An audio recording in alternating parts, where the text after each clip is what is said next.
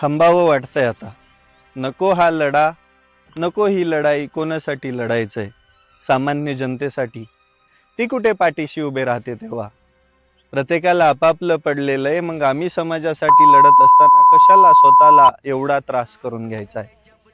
आत्तापर्यंत कधीच माघार घेतलेली नाही.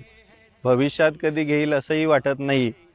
पण कुठेतरी मनात वाटतं की एवढ्या मोठ्या राजसत्तेच्या विरोध लढत असताना किती त्रास होत असेल. कधी इमॅजिन केलंय?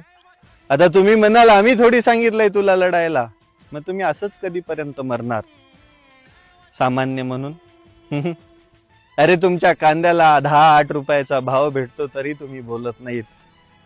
तुमच्या केळीच्या बागा शेतातल्या शेतात उद्ध्वस्त होतात, तिथल्या तिथे सडून जातात तरी तुम्ही बोलत नाहीत.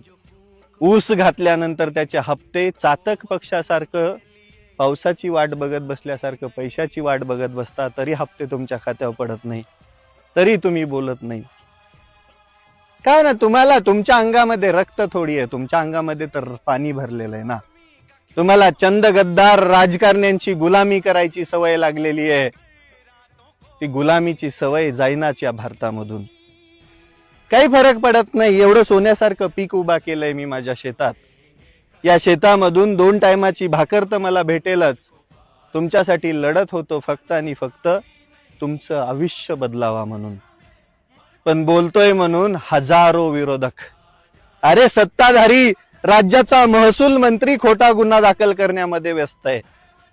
विचार करायची गोष्ट आहे.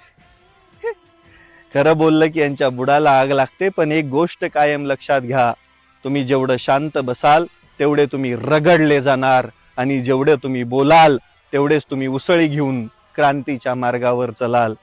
बाकी तुमचा निर्णय आहे. मला तरी आता वाटतं या सामान्य माणसांसाठी कशाला काय करायचंय, कारण की क्रांती करणारे तर इतिहासातच आहेत, आता भविष्यात